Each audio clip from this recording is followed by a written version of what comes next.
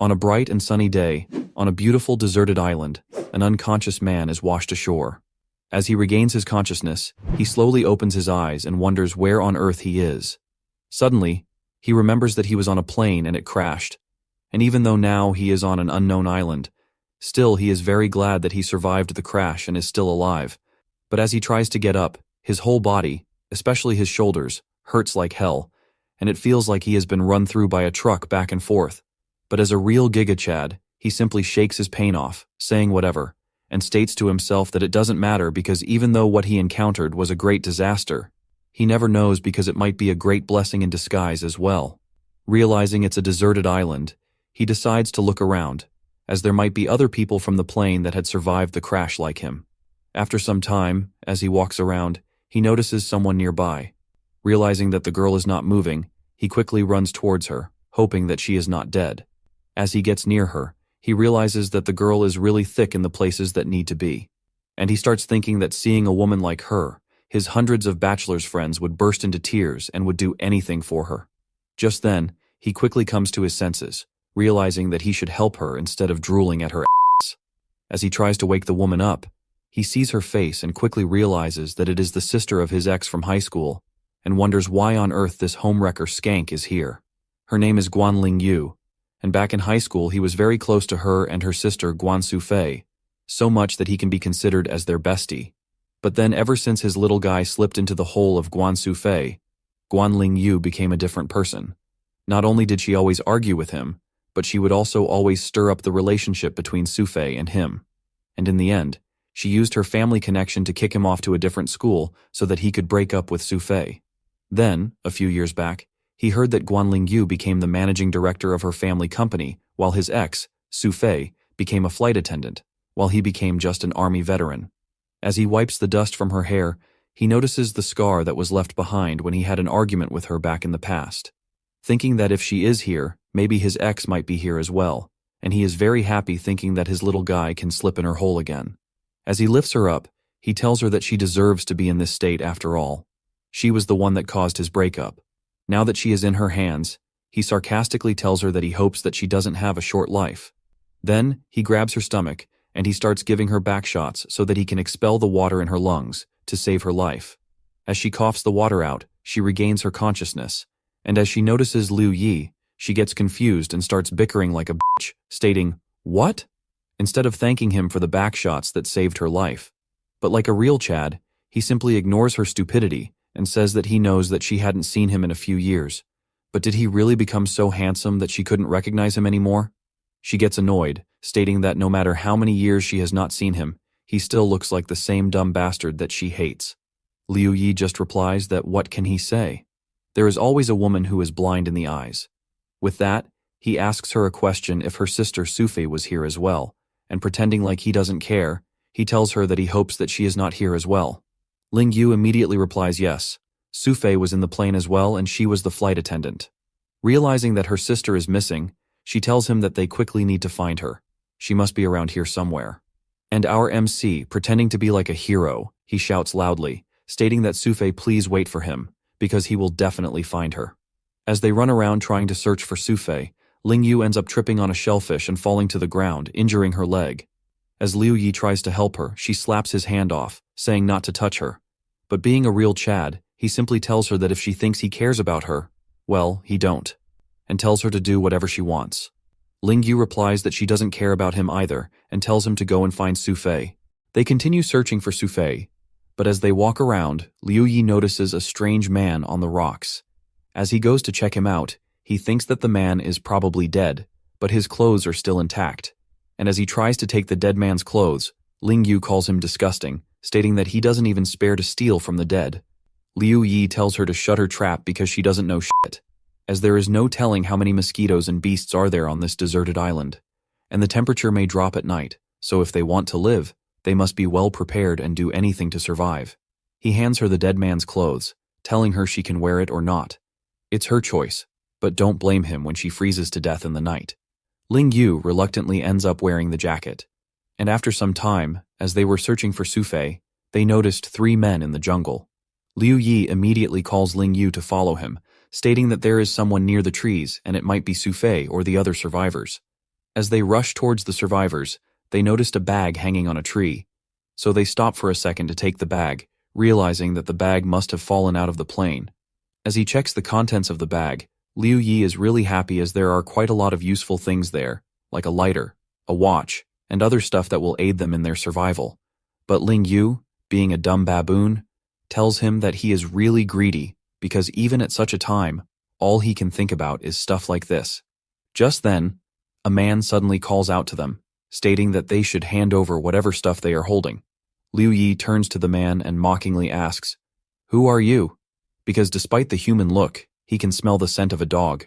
Annoyed, the man tells him that he is an idiot, not knowing who he is because he is the division manager of the Longley group named Hefei.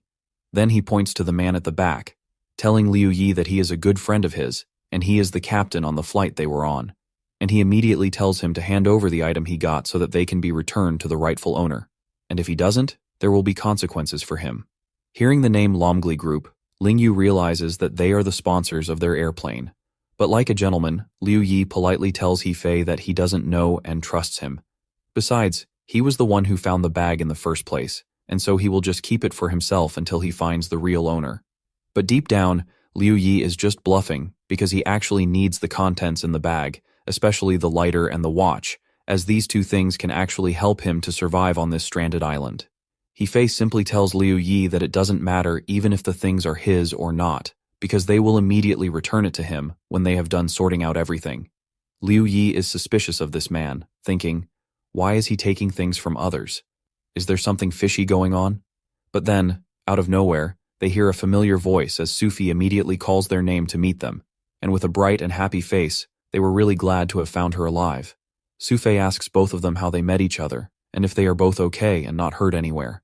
With a happy face, Ling Yu asks her sister instead if she is okay. But then their happy meeting gets interrupted, as Hefei starts yelling at Sufi, asking her who the hell told her to come there, and immediately orders her to go back. With a trembling and worried face, Sufi tells the asshole that the two survivors he is taking to are her sister and her classmate. That's why she came to see them. Seeing all this, Liu Yi realizes that his instinct to not trust these people is right, because he can tell that the group is not treating Sufi well, and he gets really angry at the asshole seeing Sufi trembling like this. The asshole then tells Sufi that her sister can join them but not his classmates, and he orders her to tell Liu Yi to put down the bag. But our MC, the real Chad, simply tells Hefei that he will put it down when he wants to. But for now, how can he guarantee that he will not just try to take everything for himself? But suddenly, out of nowhere, the captain grabs Sufi's arms and covers her mouth, making Liu Yi and Ling Yu ask the captain what the hell he is doing and to let Sufi go. The captain's name is Old Yang, and Hefei tells him that Kid, our MC, is a prick, and he won't know how to behave until they fix him. With that, the two men start coming near Liu Yi with the intention to kick his ass. But they don't know that our boy is a retired army veteran, and as one of the men approaches near him, he gets hit with a powerful punch, immediately knocking him out. Liu Yi states that although he didn't go all the way with Sufi, he would never allow anyone to hurt her. The other men start rushing towards him, and as one of the men tries to land a punch, he ducks down and smashes his face with his knees and starts beating the shit out of everyone, including the captain and Hefei, and he manages to successfully save Sufi from these bastards. Hefei gets really pissed at him, so he takes out his knife, stating that he will kill him today. But the captain stops him, telling him to not mess around. He tells Liu Yi to go away as there is no room for people like him in this team. But Liu Yi, emitting a real manly aura, tells him, of course they will, but with a condition. Sufi must go with them as well, making Sufi leak her flush gates as she is really happy. But like a scared little puppy, Hefei panics and states that he cannot take her away, but mockingly, Liu Yi replies that if he wants her to stay, then he should ask her himself. Knowing the obvious answer, the captain tells Hefei to shut his trap and to let her go because they can't do shit to stop him. As they tried to leave, a boy suddenly tells Liu Yi to wait and begged him to let him and the other two girls come along with them. Normally, Liu Yi wouldn't want to accommodate newcomers, but in this case he thinks that having more people in his group means more strength, at least until the rescue team arrives. He tells them they are welcome to join him, and Liu Yi thinks to himself that the three people look like kind people anyways, and he hopes that nothing will go wrong. They thank him and introduce themselves as the male, Chen Song, the black-haired female, Millie, and the pink-haired female, Suzuru. Seeing all this, Hefe tells the captain, "Are they really going to let them go?" The captain tells him to let it be since those who dare to leave. Let's see if they can stay alive. After all, they have taken all their food and items. As Liu Yi and his group are walking, Liu Yi realizes that if he is not mistaken, the captain probably wants to monopolize all the supplies, because it was very suspicious of him to order his men to gather all the supplies from the survivors and put it all together under his protection. Knowing this, Liu Yi thinks that they should take some action against them, but for now, they need to find a temporary shelter first. Just then, Chen Song calls him, saying that there is a cave nearby, and Liu Yi thanks the Lord for finding a place to stay, as it is a great start for their team. He orders his group that from now onwards, he needs them to collect whatever kinds of useful items they see at the beach, such as plastic bottles, rags, and airplane debris, and bring them back to the cave. Then, he tells Chen Song that he is in charge of going to the beach to see if there are any small fish or shrimp so that they can catch them for dinner tonight. Ling Yu asks Liu Yi, what about him? What is he going to do if they are doing all the work? He tells her that he has more important things to do, as he needs to think of something so that he can protect the group from all kinds of dangers. Ling Yu is pissed at this statement, thinking he is just bossing them around. What an ungrateful skank. But her sister Sufei stops her, telling her that they should not fight. After all, Liu Yi knows what he is doing, and they should follow his orders. With that, they went to catch some food from the ocean, but sadly only Chen Song was working while the girls were just enjoying making themselves wet. In the evening, they meet back at the cave, and the girls were grateful to Liu Yi because he was the one who advised all of them to use the hollow vine as a water source. If not for his advice, they wouldn't have gotten any drop of water that night, as they knew that ocean water is salty, impure, and undrinkable. Chen Song praises him as well, telling him that he is really good at surviving in the wilderness, asking him if he has been in the army before. With gleeful eyes, Liu Yi replies that he was blessed to have gotten the opportunity to join the army, and he was able to serve the country for 5 years. And because of that, he was able to take part in a number of extreme survival courses in the wilderness, which he didn't think would be of use before, but now he realizes he was wrong. Ling Yu gets annoyed by his yapping, and like a little skank, she tells them that he is just boasting. After all, he only joined the army because he couldn't go to school. But Liu Yi, like a real gentleman, replies, "Is that so? Then since she despises him so much, she should just give him back the hollow vine, and she is free to go find her own source of water using her school's knowledge." They all laugh at her, and she gets really pissed. But Millie decides to break the ice by telling everyone that it's getting very late, and they should take an early rest. After all, it was a very long day. Liu Yi tries to recommend a sleeping group position, since they have only one place to sleep, stating that Chen Song and he will be at both ends, while the girls will be in between with Sufei next to him. Hearing this, Ling Yu decides to be a cockblock again, and tells him that Sufei will not be sleeping near him as she knows that he still has feelings for her and he might try something funny. Liu Yi tells her, so then according to her, she will be guarding him through the night by sleeping next to him. Ling Yu gets pissed at him, stating that who would want to sleep with a pig like him? Liu Yi replies, telling her to calm down, and besides, he forgot to tell her that there are snakes on this island, so don't blame him if she gets bitten. Ling Yu gets really terrified, and she tells him that he is just lying to her. After all, there is a fire in this cave. How can snakes be there? Just then, a gecko falls from the roof directly on her milk jugs, which scares the shit out of her, and she runs away from them crazily like she saw Diddy. But she ends up tripping and almost falling off the cliff. But like a real gentleman, Li Yi rushes towards her, saving her from death and cushioning her fall. As he lies there in pain, Liu Yi thinks that this woman is really a pain in the ass, but he forgets about it instantly as he sees her massive jugs. As he pretends that he didn't see anything, he mockingly tells her that it was just a gecko, and if she is scared of that small creature, then she would be scared to death if she really saw a snake. Ling Yu gets really mad at his insults, but Sufei stops their argument, telling them that he should rest first for now. Late at night, as everyone was sleeping, Liu Yi woke up thanks to Ling Yu sleep-talking about him. He thinks to himself, how much more trouble will this woman cause him? But her giant milker distracts him again, and he forgets about his frustration towards her. Suddenly, everyone wakes up to a weird noise. Liu Yi tells everyone that someone has triggered the trap he set for their protection, and they all become alert and get ready to fight the incoming invader.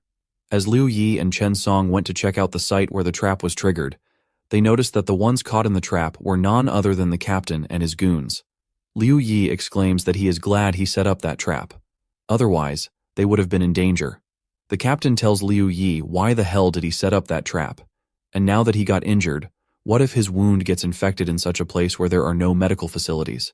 He calls it an international jury and says that Liu Yi will be in jail once they are rescued.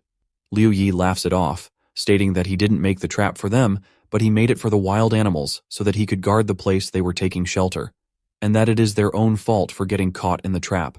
Hefei gets furious at him, stating that if there are truly wild animals on this island, he will eat the knife as a dare.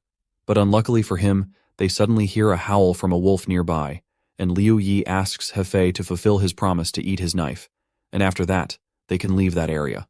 But luckily, the captain was smart, and he saved Hefei's life by telling him that it was all a joke to build up their friendship, and that they only came there to borrow a lighter they had, so that they could make a fire as well. But our MC is a smartass as well and tells them that there is no way they will lend their hard-earned fire to them so easily. Instead, he wants to make a deal with them.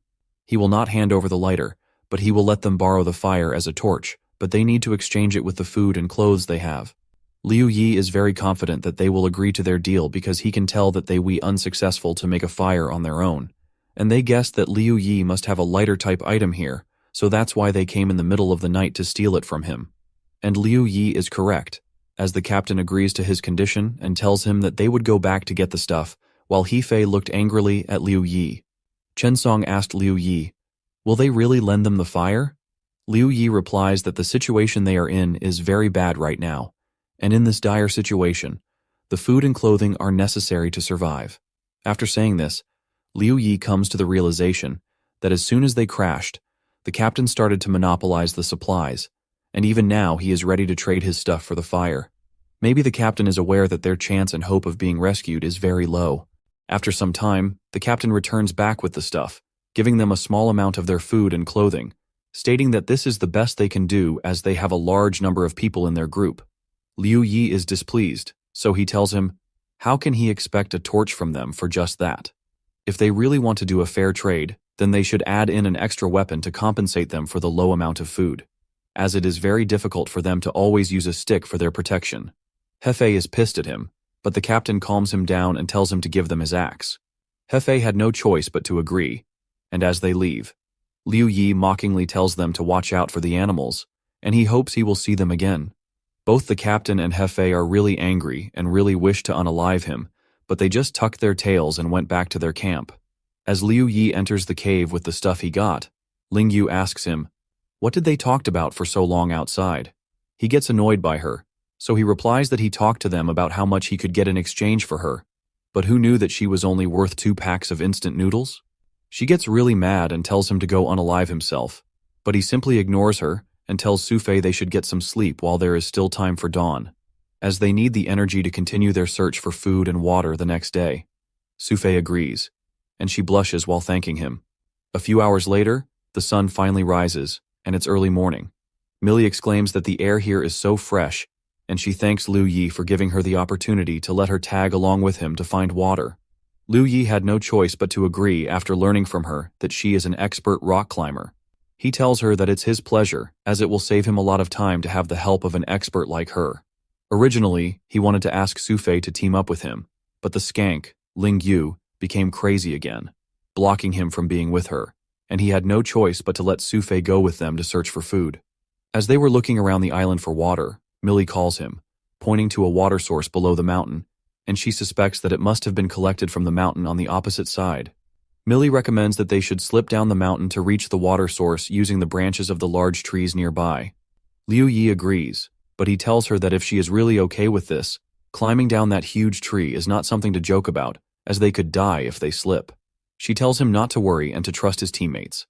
With that, Liu Yi checks the tree, and he tells Millie that this tree is quite sturdy, so he will go over it first, and then he will reach out and pull her.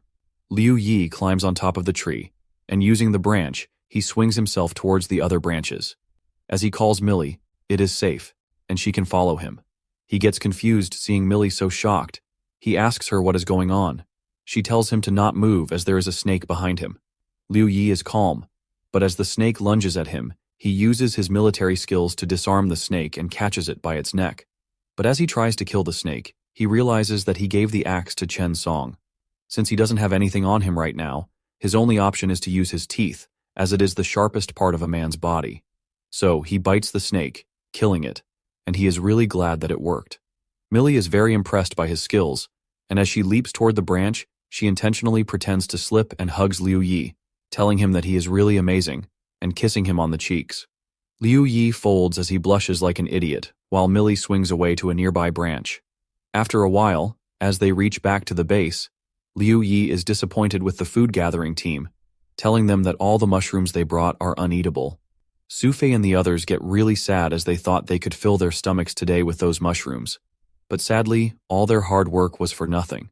Seeing this, Liu Yi pats Sufei's head, explaining to her that most of the mushrooms that are too bright are toxic, and it's normal for amateurs like her to get it wrong, so she should not be too hard on herself. Ling Yu buds in, saying, "What the hell are they going to do for dinner tonight? After all, just a few coconuts and the snakes they brought won't be enough. This ungrateful skank." But as a gentleman, Liu Yi simply ignores her, telling everyone that there is still time until the sun goes down. He urges them to follow him, and he will be taking them out somewhere. But sadly, he only takes Millie, Ling Yu, and Sufei to the beach, telling them he found the beach while exploring with Millie today, and explaining that it's just the right time for low tide right now, and they can easily have a great harvest. Millie pulls the two girls to play in the water as it is in the perfect temperature right now. Seeing this, Liu Yi wonders if women really have an innate obsession and desire for water. And seeing the beautiful view, he thinks to himself that he would have really enjoyed this kind of view had they not been in a crisis situation. As the girls get themselves wet, he starts doing his work to hunt for food. He narrates that the good stuff lurks in the sand in the shallow water, so all he has to do is grab his hand underneath the water. And with that, he is able to catch a shellfish and explains that it may look easy, but it is a technical task, and those who don't know how to do it will not even get a single one even if they try 100 times. And he is really glad that he was able to learn this skill during his army days. He was able to catch a lot of shellfish and is very happy because there will be no shortage of food for a few days. But suddenly, he hears screams coming from the girls. He asks them what's going on, and Ling Yu tells him that there is a snake here. Hearing snakes, he tells them to stay where they are, and he will be right there in a while. As he rushes towards them, he is really worried because the sea snake is highly venomous, and with their current condition, a single bite from it means death. But as he reaches near them, he realizes that they are wrong, telling them it's not a snake but an eel, which surprises the girls. Liu Yi is really happy to see this, and tells them that the eel is at least 6 or 7 pounds, and it will be a good addition to their meal. He tells them to step back a little, and he immediately strikes it with his axe, and he is able to catch it. All the girls jump in happiness, thinking that not only will there be snakes for dinner tonight, but there will be fish as well. Just then, with a smirking face, Millie asks Liu Yi to guess what she found. He replies, "A hairy cat? I mean crab." She ignores him and reveals it's a metal sheet, stating that they can fry things on it and use it for barbecue as well. Liu Yi rejects her idea and tells her they can use it as a pot. He takes the sheet and using a rock, he bends it, turning it into a pot, and Millie gets really impressed by his idea. Suddenly, Liu Yi realizes that birds are flying at low altitude and the tide is rising. He realizes that it is going to rain that night. So, he calls the girls and tells them that they should head back and start preparing dinner early that night. Later that night, everyone enjoys a lavish meal, and Liu Yi tells everyone that it's been ages since he had such a satisfying meal. But the skank starts bitching again, saying that he really looks like a pig after eating so much. Liu Yi replies that it looks like the skank is looking down on their meal. But then why is she holding the food in her hand to eat? She gets pissed again, but Sufei manages to calm them down again. Liu Yi is very happy because a few days ago, when they crashed on this island, he was really worried about not being able to find food, but now he is more worried about having too much left over. Therefore, he decides to slowly bake the seafood, turning it into dry fish so that he can preserve the leftover seafood, because they never know when the environment there might suddenly change. Suddenly they hear a loud thunder sound, and Liu Yi tells everyone to stop eating, and they need to rush outside as they have something to do before the heavy rainstorm hits them that night.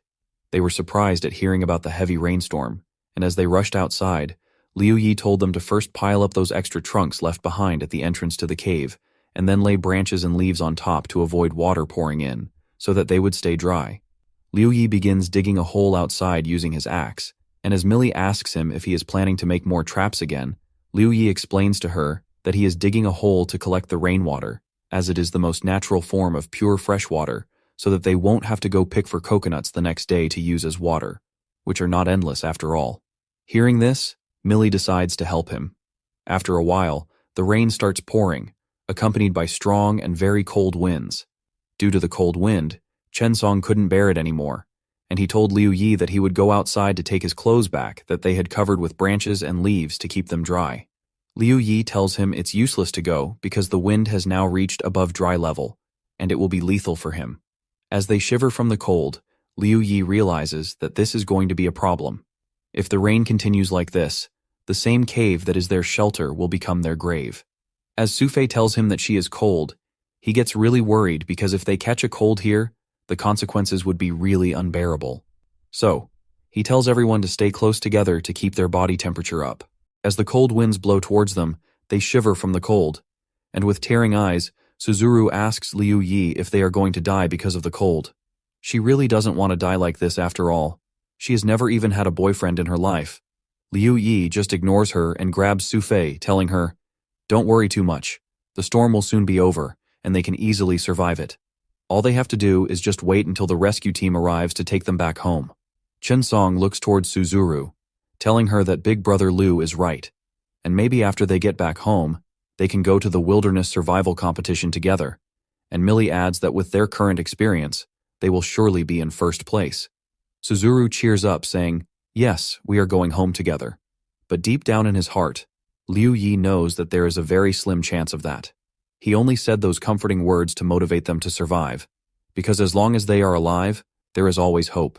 The reason Liu Yi chose this site as their camp, even though it was in a very poor condition and very risky, he had no choice because he was afraid that if the rescue team came, it would be very difficult to find them if they took shelter in other places.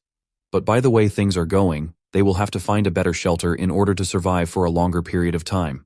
Realizing that if they are in such a bad state right now, he wonders how the captain and his group are holding up there.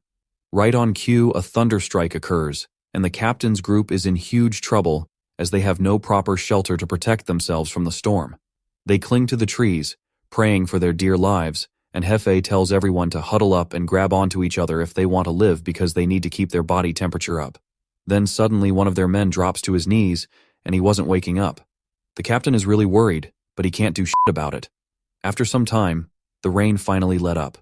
Liu Yi tells everyone that they need to get out of their soaking wet clothes, or they will catch a cold. He strips his clothes while the girls enjoy seeing his masculine body. But Ling Yu, as usual, pretends that she didn't like it, asking him what the hell he is doing, warning him why he wants their clothes off, as this is no time for such misdemeanors. Liu Yi tells her to stop yapping, get her dirty thoughts out of her head, and follow his instructions. Otherwise, if they catch a cold right now, it will be their death. But Millie, the real cutie, follows her daddy's instruction immediately, and she strips down, telling the other girls not to worry. She will be their shield and stop the boys from seeing them stripping. Seeing this beautiful scene, Chen Song falls to the ground bleeding from his nose while Liu Yi, the real Chad, pretends it didn't affect him, and he turns back. But inside he thinks that undressing right now is necessary for their survival, but this scene is still too exciting for a single guy like him.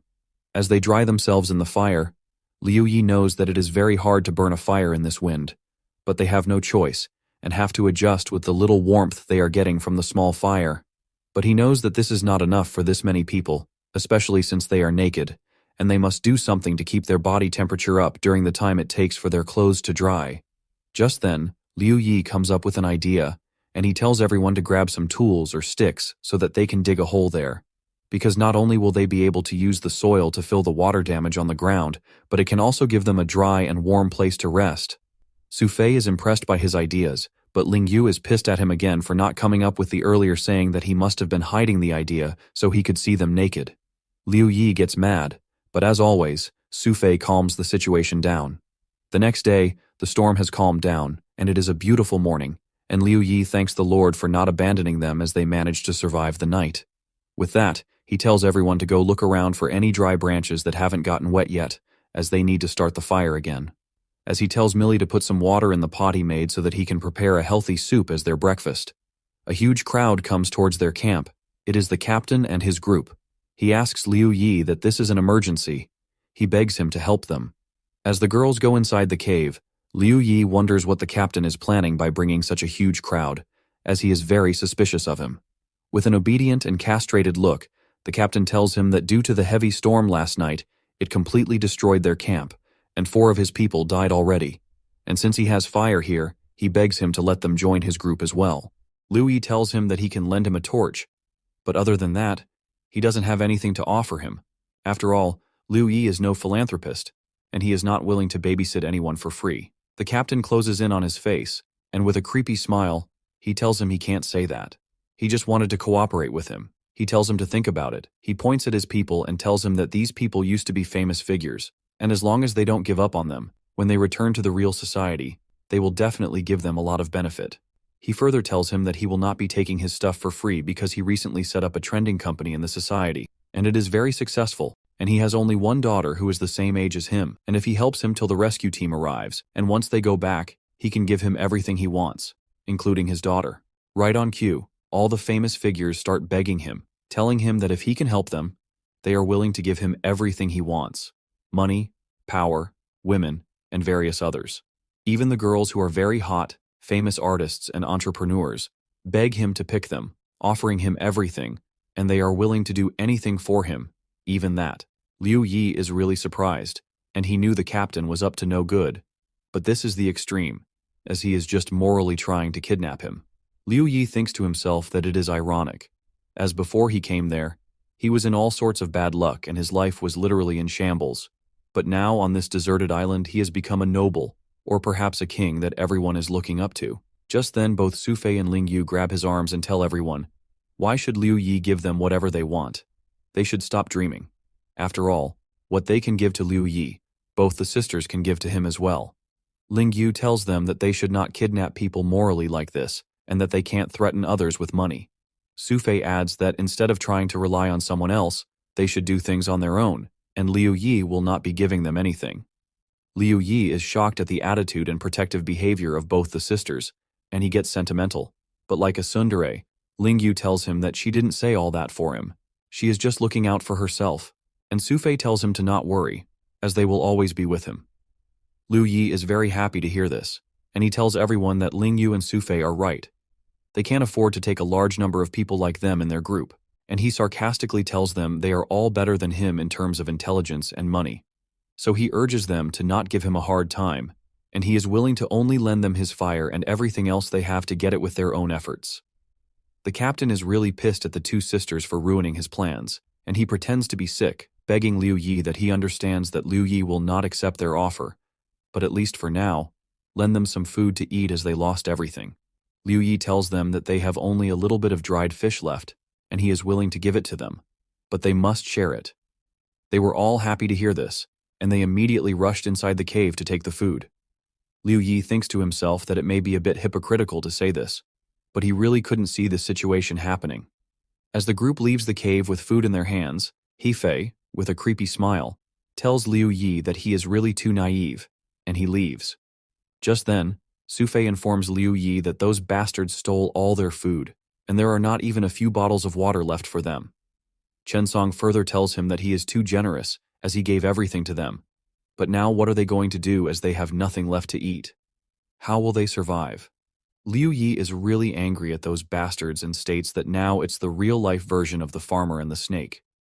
Liu Yi had a glimmer of humanity in his heart, but since they wanted to kill everyone, he will not be so polite in the future. The girls were mad as well, stating that they were not big shots in the real world, but probably bandits. As Liu thinks about what to do now, he tells everyone that they should stay there, and he will be going somewhere by himself. Mila requests to let her tag along, to which Liu Yi agrees. He wishes that if all the members of his group had some wilderness survival skills like Millie, at least they could have survived on their own, even if something were to happen to him. After that heavy rain, the seawater becomes high, and there is no hope of catching anything at the seaside. His only option now is to try his luck in the forest. As they scan through the jungle, Millie tells him that they should go somewhere else, as they have been searching here for hours and they couldn't find anything. Liu Yi tells her that they should search for a little while longer. If they don't find anything, then they will leave. Suddenly they hear a loud roar, and the 2 of them are afraid, thinking it must be a big animal. Liu Yi tells Millie to stop moving as they might have accidentally entered a territory of some wild beast. Right on cue, the beast shows itself, and it turns out to be a black bear. Millie wonders why there are black bears here since they are supposed to be living in the colder temperate regions. Liu Yi is really worried because he knows that black bears are very dangerous and ferocious animals. Not only is their skin thick, but they also have a very strong body and powerful strength, and they are able to move very quickly. He knows that the two of them would never be able to outrun it.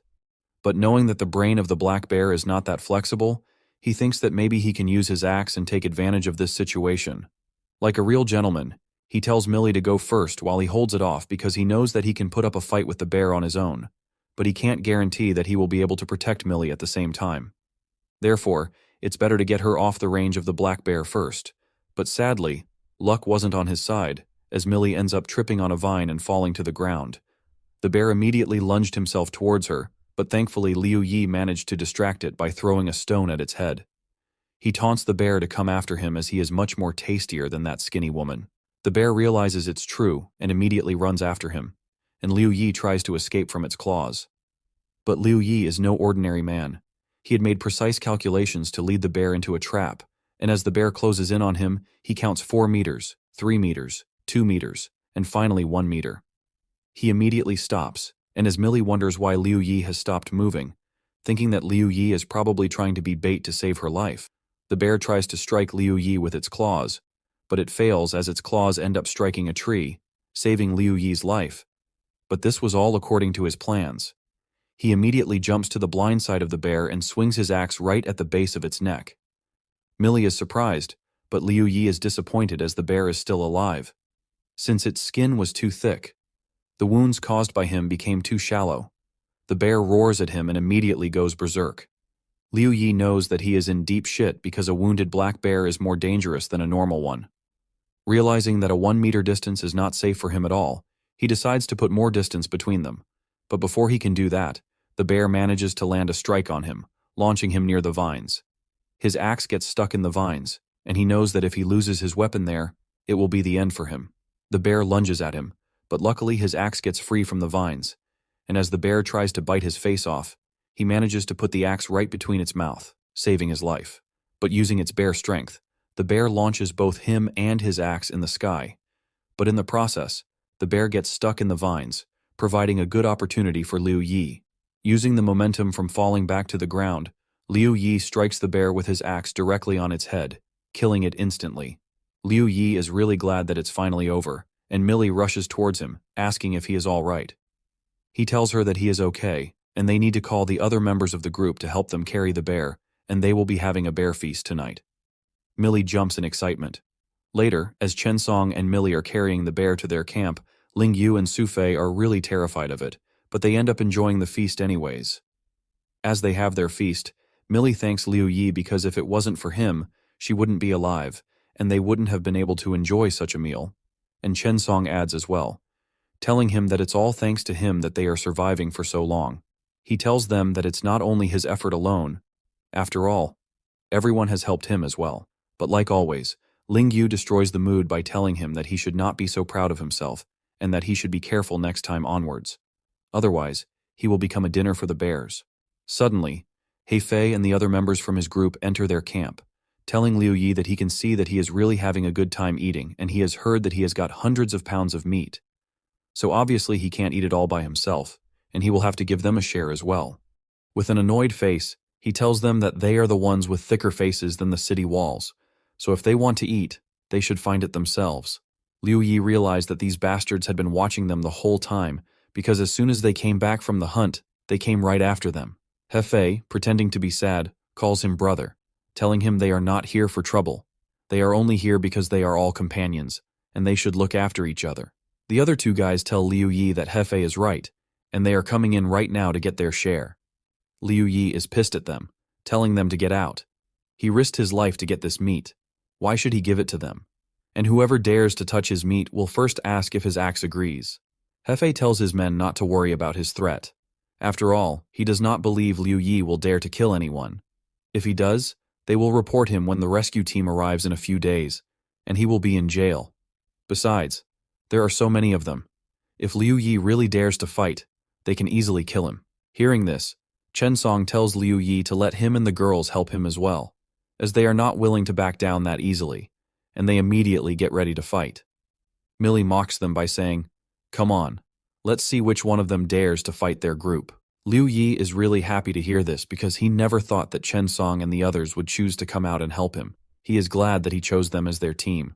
Seeing this, Hefei backs down because he knows that Liu Yi is no ordinary man to deal with, and now with his team's support, their group is a high threat to them. As Hefei tries to leave, his men calls him a pussy, thinking that it's just a few women and a muscle man. They can easily deal with it. Hefei tells them to shut up because they don't know who they are dealing with. Just then, he comes up with an idea and tells Liu Yi that since they don't want them to snatch their meat, they need to send someone to negotiate terms with them. He further tells him that Liu Yi himself can't do it, and they don't want to negotiate with women. So, pointing at Chen Song, he tells Liu Yi that they should have him come over and talk with them. But Liu Yi is smart, and he knows that Hefei couldn't fight against him head-on, so that's why he is targeting Chen Song. He thinks to himself that he doesn't know what they will be negotiating, but he knows they will be the ones who will lose out in the end. And knowing that Chen Song is the only male other than him in this group, he decides to toughen him up and tells him that he should go with them but to be careful. Hefei grins, thinking Liu Yi is an idiot, and he takes Chen Song to the corner of their camp telling him, "Let's talk heart to heart. Since they won't allow them to rob his group, how about they trade items?" Ling Yu asks Liu Yi why he isn't following them to take a look. What if they make a move on Chen Song? With a confident look, he tells her that Hefei didn't let Liu Yi talk to him because he was afraid that he would attack him. He is not that stupid to attack his teammate because Hefei knows that they don't stand a chance against him. After some time, Chen Song returns, and he tells Liu Yi that he made a deal with them that they wouldn't come after their meat, but demanded that they tell Hefei where to find the bear meat. Originally, Hefei wanted to take half of their meat, but Chen Song told Hefei that Liu Yi would definitely not agree to that. He also threatens them that Liu Yi will beat the shit out of them if they make any more unreasonable demands. Suzuru and Millie laugh at this because they never thought that Chen Song could even threaten people. Liu Yi has an uneasy feeling in his heart because the deal was too smooth and easy. He thinks that Hefei and the others must have a plan, and he decides that he needs to take precautions tonight. Chen Song looks very suspicious and nervous, and he touches his pants, looking like he is up to no good. Later that night, Liu Yi wakes up again at midnight thanks to Ling Yu sleep-talking, and he wonders what time it is.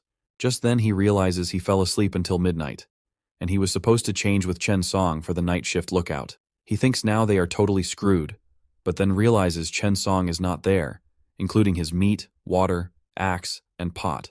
They are all gone. He realizes that Chen Song has betrayed them. He wakes all the girls up, telling them all their stuff has been stolen. All the girls panic and wonder where Chen Song is, as it was his duty for the night watch. With an angry look, Liu Yi tells them they were betrayed and they should immediately head to the captain's camp, and he is sure that Chen Song would probably be there. As they reach the camp, they notice Chen, and Liu Yi tells all the girls to keep it down and to find a place to hide, as they cannot let them find out that they are awake. As Liu Yi closes in on Chen Song, he notices that he is with two girls by his side, where they are praising him for smartly putting sleeping pills in their food to knock them out. As he grabs their ass, this traitor tells them it is all Hefei's plan. He just had to execute it. Millie is really angry, as she never thought that Chen Song would betray them like this. Liu Yi realizes that Hefei wasn't looking for a soft target, but used the benefits of temptations to make Chen Song betray his own group. Sufei asks him what they should do since they took all their resources from them. Liu Yi tells her he has a plan, and he notices that the captain and Hefei are not there, and it seems what Chen Song told them earlier was true. They really must have gone to the place where he found the black bear. As Liu Yi is waiting for an opportunity so that he can take his axe back, they hear a loud voice, with the captain telling everyone to run for their lives as there is a big boar that is coming right behind him. Liu Yi immediately tells the girls that they need to get away from there or they will be caught in the crossfire. As Liu Yi and the girls hid behind a giant rock, they could see the group shaking from fear, and Hefei is right in front of the boar, holding an axe in his hand. The boar charges right towards Hefei, flipping him towards the sky, and it rams through one by one against all the members of their group. Everyone begs for help and pleads for their lives, but the bastard captain uses his group members as a human shield as the boar chases after him. Liu Yi and his team just laugh at them, stating that they deserve everything that's coming to them. Suddenly the captain notices Liu Yi, and he immediately calls his name, begging him to save his life. He tells him that he is just in time to do something for his friend. Otherwise, all his friends, the survivors, will die out at this rate. Liu Yi tells them that he doesn't give a shit, as they were the ones that caused the problem, so they should figure it out themselves. Ling Yu adds that when they are in trouble and need their help, Liu Yi becomes his friend. But why didn't he think of Liu Yi as his friend when they stole his stuff? Hefei cries, telling him that he knows that he is wrong for using Chen Song like that. But what can he do? He is just trying to keep everyone alive. With so many people without food, he couldn't just let them starve to death. The captain also tells him that they are all his companions, and they should help each other. Liu Yi sighs, thinking to himself that although the captain and his group have repeatedly challenged his bottom line, if he really does nothing to save them, then what is the difference between him and them? He tells Hefei, do they really think that he is dumb enough to help them without reason? How about he gives him back his axe? Then maybe he can think about helping them. Besides, the axe is so useful that he must keep it in his own hands always. Hefei immediately gives him his axe back and begs him to hurry up and save his life. Liu Yi juggles with the axe and thinks to himself that although the axe is not the most powerful weapon, in their current situation, this is the best thing he can have. The captain tells him that since they return his axe, he cannot go back on his words to save their life. Liu Yi gets annoyed by their attitude. He turns his back towards them and tries to leave, but he feels a bit pity for them. So he advises them to use a fire torch, as most animals are afraid of fire, especially those with fur on their bodies. Not to mention the wild boar has its own pine oil. As long as it is ignited, no matter how powerful it is, it will flee. Hearing this, the captain realizes that there is still a fire at their camp, so both he and Hefei immediately rush towards their camp. Liu Yi and his gang head back to their own camp as well. But as they were walking, he tells the girls that they can't stay in their cave any longer, and they need to find a new location. Ling Yu asks him why. After all, there is plenty of food to be found near their camp, and they are even closer to the sea, so if they move out, the captain and his group will easily get all that resources for free. Hearing this, Liu Yi flicks her head, telling her that she has good common sense, but a very low IQ. He starts explaining to them about the disadvantage of staying there. Firstly, they have too many evil neighbors who could take away any of their hard-earned food at any time. Secondly, their camp is mainly made of mud during the storm a few days ago, so the cave can easily collapse if the wind and rain are too heavy, which will have a serious implication on their safety. Thirdly, it is also a headache for him, because he knows that the captain and his group will try to hunt the wild boar once again, and if they fail, they will come wagging their tail to him once again. Sufei asks Li Yi that if they are far from the sea in the crash area, what if the rescue team arrives and they miss the opportunity to be rescued? Liu Yi tells her that he has thought about that too, but sadly there is not a better solution at the moment, so they will just have to try and look for a suitable rocky cave near the coast. Millie tells them not to worry, as they will trust his decision because he has more experience than any of them there. With that, they begin their search for their new camp, and after a while, Liu Yi spots something, so he tells the girls that they should take a break there first, while he goes to take a look at the place he saw, saying that it looks like flatland, and it might be suitable for their new shelter. As he heads to the location, Millie tells him to be safe, while he thinks to himself that he is the only man in the team now, and therefore he will need to work harder for the girls. Otherwise, they won't be able to survive. As he jumps down the rocky hill, he spots something and wonders why there are identical sets of stone piles arranged in 2 rows. Judging from the weathering of the stones, he estimates that it's at least 5 years old, and it definitely doesn't look like it's naturally formed. As he goes near it, he thinks that someone must have come to this deserted island around 5 years ago, and this pile of rocks looks like it was to bury someone. He wonders where the living who buried these dead people went then. Did he leave this deserted island somehow? Or did he just die here? So to solve this mystery, he had no other way but to dig the grave to get the information he needed. He starts praying, stating that Underground Senior, Grandmaster, whoever you are, he will be digging this grave, and to please forgive him. He apologizes in advance, saying he doesn't know who it was or how he died, but please forgive him, as he really needs the information. As he digs the grave, he knows that it is a taboo to dig someone's grave. After all, the dead should be given the greatest respect. He just hopes that nothing bad will happen to him. Just then, the girls arrive at his location, and they immediately ask him if he is going to build their new camp out of stones in that location. Liu Yi gets surprised, and he replies, "Of course not. He found traces of the survivors before them, and he is trying to find some information about them. So, he asks them to help him find the clues together since they have rested for long enough." Liu Yi knows that if he had told the girls that this was someone's tomb, he would surely be in trouble. That's why he didn't say shit. As they dig the grave, Liu Yi finds a puppet-looking thing. As he inspects it, he feels that it is not a simple toy like a puppet. It doesn't look like it has any value as well, so he wonders why it was buried here. Then, as he turns the face of the puppet to his side, he gets surprised seeing a face, and its eyes suddenly glow red and emanating a dark aura, shocking Liu Yi, and he falls to the ground. Millie tells him that the puppet looks like it was used for some sort of ritual by an ancient tribe, as she had read about them in an archaeological magazine. Ling Yu asks who would be so bored as to come to a deserted island to bury a puppet. Maybe there was once some primitive tribe residing on this island.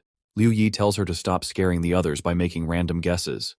But in any case, the puppet is an indication that the island was once occupied, and maybe they can find a clue afterward and manage to get out of that place. Su Fei agrees, stating that a clue is a hope, and they should probably not waste any more time as they need to find a shelter to survive. Just then, Liu Yi gets really surprised seeing a mark on his hand, as he never had it before, and he can't even rub it off. Seeing this, Ling Yu asks him what the hell he is doing standing and shaking his hand like a monkey. Is he too scared of that puppet? He should just man up and follow them, as they need to hunt for food. Liu Yi did not tell the girls about the mark, and he just ran towards them, while the puppet with a creepy smile stares at them and emanating a dark aura. After searching for a while for their new camp, they finally found one. They enter inside and realize that it is a really good place, with a dry and flat rocky floor, and close to the top of the hill. But Millie realizes something, and he tells them that this place feels like someone has lived here before. Just then, Suzuru notices something, and she rushes towards it and lifts a very heavy pot-looking thing. Seeing this, Millie gets really scared because she thinks that there are really some primitive tribes that are living on this island. All the girls get scared hearing this, and they clench Liu Yi, but instead of calming them down, he adds fuel to the fire by telling them that Millie is right. In case those people with bird feathers really live on this island, then they will surely try to capture beauties like them. With a scary warning, he warns them to be careful, as those people might use them to breed for their tribe. They get scared and get really mad at him on hearing this, but then Liu Yi tells them it's a joke and they shouldn't think about it. They need to worry about their own lives first. He tells Millie that she will be going with him to find water while the remaining girls will settle things there. It's finally morning, and they were able to find a water source. Liu Yi realizes that the mark he got last night has faded a little bit. He thinks to himself that the mark is really giving him a creepy feeling, just like when he touched the puppet. But he brushes it off, thinking it must be just a random mark, and he should forget about it and wait for it to dissipate on its own. After filling all the water bottles, which I don't know how they got, Millie tells him that they should head back. At the same time, Su Fei and the other girls manage to find food, and they are really happy thinking that Liu Yi will definitely praise them for this. As Ling Yu calls Su Fei to taste the sweet berries they found, she tells the girls that she will just keep it with her and decide that she won't eat it because she wants to keep it for Daddy Liu Yi because he has been working so hard for them for so long, but he hasn't eaten something so delicious, so he deserves to taste it first. This girl is so cute. Please marry me. Hearing this, Ling Yu decides to do the same thing as well, but she pretends to be a tsundere again, saying it's not for him, but for her sake. Later that night, as they enjoy their feast, Liu Yi is really impressed by the girls and tells them that they have collected enough potatoes to last them for days. But he just hopes that they haven't dug all the potatoes out of the ground, as that would mean their doom. Ling Yu gets annoyed by his statement, telling him, "What do you mean?" She hopes he is not planning to start a farm there. Liu Yi replies that he doesn't know how long they are going to be staying on that island, and he is a man who likes to prepare for the worst. After all, in a crash like theirs, under normal circumstances, the country would have formed a rescue team as soon as possible, but there hadn't been any sign of rescue for so long, so it might be possible that they don't even know about their situation. Su Fei punched his shoulder, telling him to not say such negative things because she doesn't want to be there for that long. With that, they decide to go to sleep, as it has been a long day. Ling Yu calls Su Fei to sleep near her, but realizing that they only have one place to sleep, Liu Yi immediately asks the girls where he is supposed to sleep. Outside? Hearing this, Millie tells him that he can sleep with her, but Ling Yu immediately gets jealous, telling him that he can't sleep with her. Just then, she immediately realizes what she just said. She blushes and lies that what she meant was, since Liu Yi will be sleeping near Millie, he will be near Su Fei as well. What if he tries to do anything funny with her? That's why they should just let him sleep beside her, because she knows that he won't dare do anything to her. But like a real Chad, he rejects her offer, and he decides to sleep outside near the entrance of the cave. Ling Yu gets pissed at his rejection, asking him why he is pretending to be angry. Is it because of what she said? She further tells him that she knows what he is thinking. That is, He just wants to take all of them into his harem. Hearing this, he really gets shocked, and he thinks to himself that it is really not a bad idea. But he pretends to be mad, calling Ling Yu a crazy woman, and he doesn't care to explain anything to her. Liu Yi realizes that something is really wrong because he knows Ling Yu is very arrogant, but he has never seen her this crazy.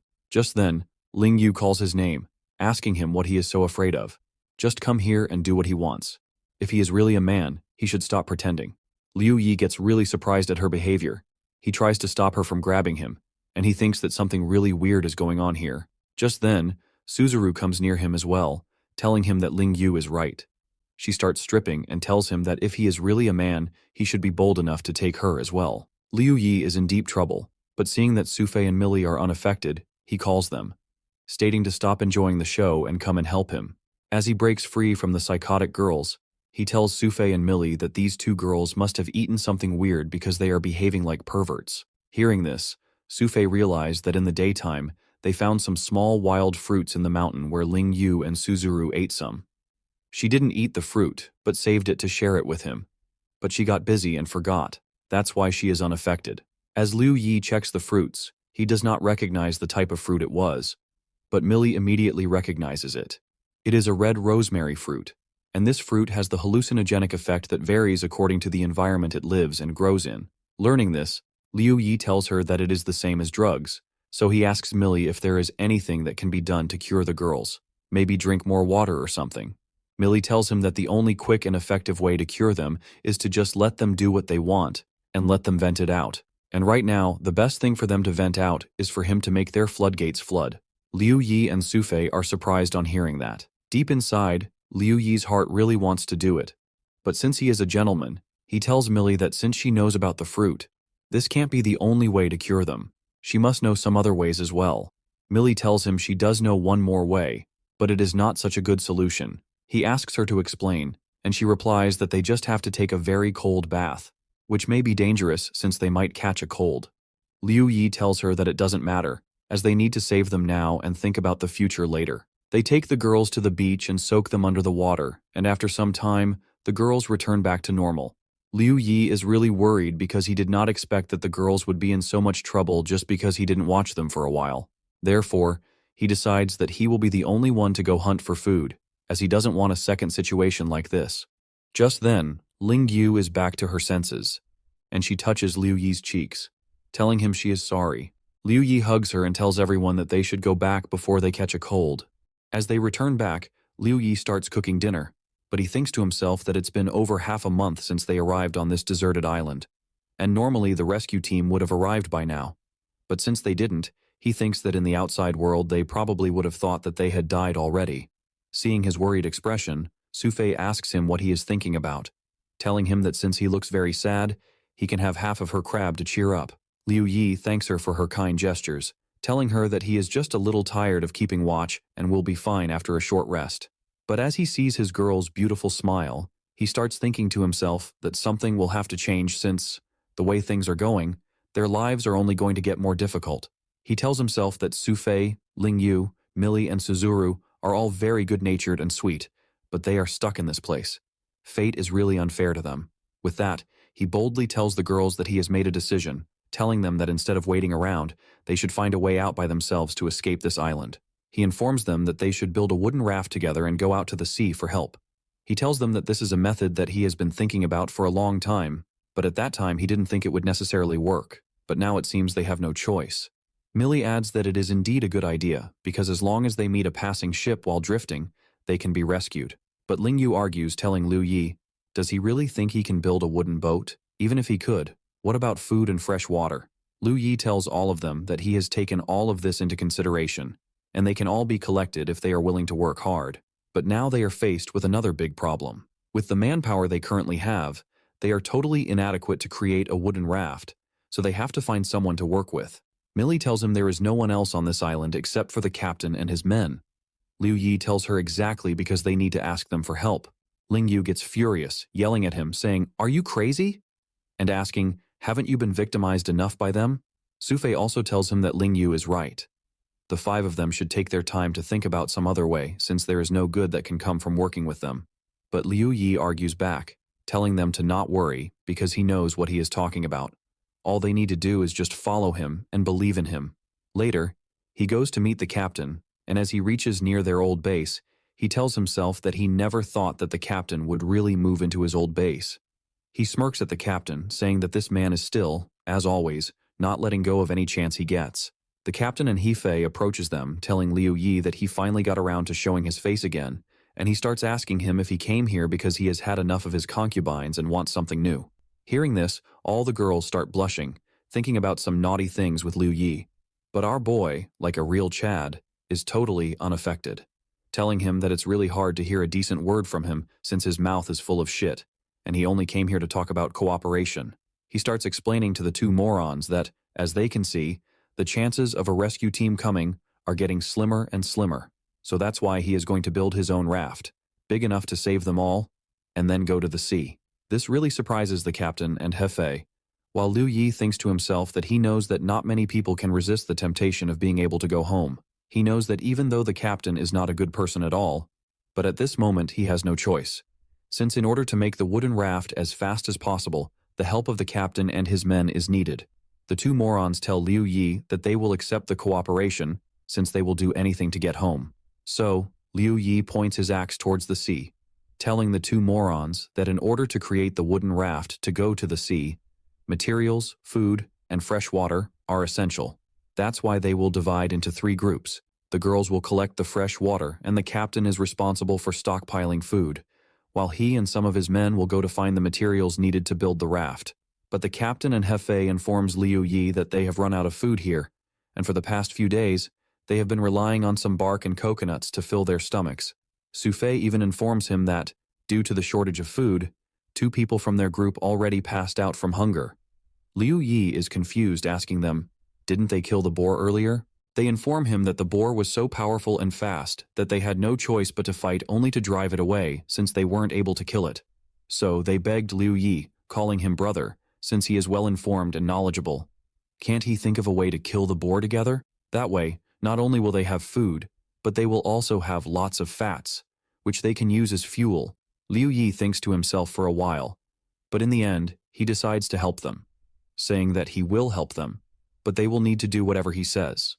The 2 morons, like castrated dogs, happily smiles at him, saying there is no problem, and they will gladly do whatever he says. Ling Yu, with a smug look, taunts the 2 morons, saying that they are really like a wall of grass, as they falls down as soon as the wind blows. With that, Liu Yi takes the 2 morons to make traps for the boars, telling them that it's not easy to kill wild boars. That's why they will be digging a trap on the edge of the old captain's camp, and they will lure the wild boar into the trap. After they finally set up the trap, Liu Yi really did not want to be the bait, but since all the males present there were already half dead except him due to starvation, and since he had already agreed to go to the sea with everyone alive, he had no choice but to become the bait. Sufi is really worried, but Liu Yi assures her that he will be okay, while Ling Yu yells at the 2 morons, calling them worthless bastards since they are always cowards. Later, as Liu Yi goes to taunt the boar to lure it out, he gets really surprised because he really didn't expect that the place where the captain and the others met the wild boar turned out to be the same place where Millie would come to fetch water every time. It really turned out that they had a brush with death every time they fetched water, and they were really fortunate that nothing had happened till now. Just then, Hefei points towards the boar, and it is right across the small river. Liu Yi tells them to be careful and that they shouldn't make any sound while he goes around to draw the boar into the trap. But just then, the idiot captain accidentally makes a sound by stepping on a twig. This wakes the boar up, and Liu Yi, upon realizing this, tells them both to run as fast as they can as he follows them as well, while the boar immediately starts chasing after them. They tried their best to lure the boar, and thankfully they made it to the trap, and Liu Yi immediately ordered the 2 morons to get out of the way right now, and the boar ends up falling inside the trap, where sharp wooden spikes pierced through its body. They were all really happy thinking that the trap had really worked, and they wouldn't suffer from hunger anymore. But Hefei gets really confused, asking Liu Yi why is the boar still moving with all the spikes inside its body, and that's not all. It didn't even let out a single cry from the spikes piercing it. Just then, Liu Yi tells Hefei to bring him a knife because he has a way to deal with this. This surprises Hefei, asking him that he hopes he is not going to fight the boar with a knife, right? Liu Yi, however, tells him that he is half right as he ties the knife on a wooden stick, and he starts explaining to them that the boar's weak points are the eyes, the legs, and the ear sockets. the first two of which are not very easy to pierce because it is full of energy now, and if he forces himself to stab, it is very likely that the spear will be bitten off by it. But as long as he grasps the timing, calculates the angle, and stabs the spear in the right location, he will be able to kill it with one blow. Hearing all this, it really terrifies all of them, since even one mistake could cost Liu Yi's life. Just then, the boar falls down on its feet, since it's exhausted. Seeing this opportunity, Liu Yi immediately strikes it with his makeshift spear, and it lands directly on its head. However, the boar was stronger than expected, and it ends up dragging Liu Yi inside the hole. As he falls inside the hole, one of the wooden spikes almost pierces his neck, but thankfully he is able to dodge right on time, saving his own life, but he ends up getting a sharp cut right on his chest. As he lay there on the floor, he could see that the boar is menacingly staring at him. However, Liu Yi refused to give up, saying he cannot die here and he have to deliver the killing blow to the boar, but he feels very weak. Ling Yu and Su Fei desperately lay out their hands, calling out to Liu Yi to grab them, but it's of no use since the hole is too deep. Liu Yi starts wondering if he is going to die here, but he starts remembering that he survived the air crash and resisted the feminine charm. And now, when he was just one step away from returning home, he ends up dying because of a dying wild boar at the last moment. The boar immediately starts attacking him as Liu Yi curses his own misfortune, but as he closes his eyes, nothing really happens. Liu Yi wonders what is going on. Why is he not dead yet? Just then, he sees the boar. It is lying dead on the ground. Liu Yi realizes that it seems when the boar shook its head violently, it bumped the spear against the wall, causing the spear to be completely inserted into its brain, and it ends up dying. He thanks the Lord for not abandoning him while the others start cheering that it's finally dead and they have gotten their rations to escape this island. The girls immediately come to his rescue, where Ling Yu tells him that he is not supposed to die here and he needs to get up here since he has more important things to do, while Su Fei tells him to let her pull him up so that he can rest, since he has worked really hard. The other girls, however, just smiles at him, while Liu Yi is really glad to hear all this. He then tells them to pull him up, and he fully trusts them that they will not drop him. As they pull him up, he starts thinking to himself that in this world of gradual difference, humanity begins to perish. However, he is not willing to give up, and he thinks that maybe this is because there is still such a trace of warmth by his side. Taking advantage of the moment of the successful hunting of the wild boar, the captain starts telling his people about the idea of escaping this island since he didn't tell them earlier, but then, some of his people raise their doubts, telling him that it's easy for him to talk about going out to the sea, but what will they do if they encounter another storm on the way?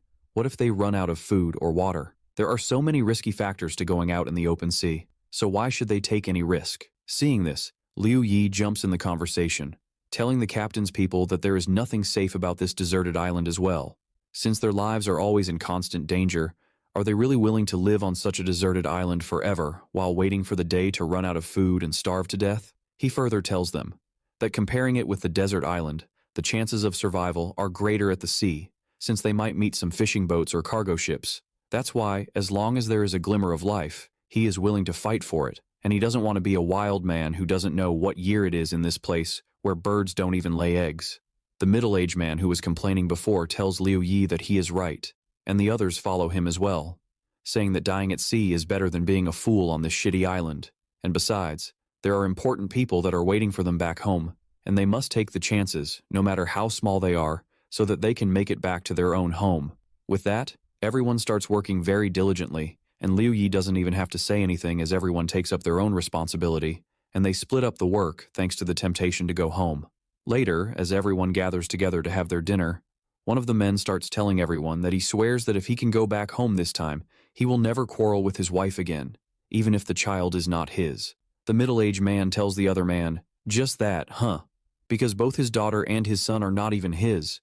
Even he himself is not his dad's real son, but still he won't complain anymore if he is able to get out." Hearing all this, Liu Yi becomes really depressed, asking when did the world become so confusing, while the girls just laugh at him. As he sees how cheerful everyone is, he starts thinking to himself that this is the first time that everyone got along so well, and this is all because everyone has only two words on their mind. That is to go home. 5 days later, they finally finish making the raft and gathering all the supplies they need, and just like that, they hoist the raft to the sea. They made 2 rafts, one big and one small, where Liu Yi, with his girls and some of the captain's people, got on the small raft.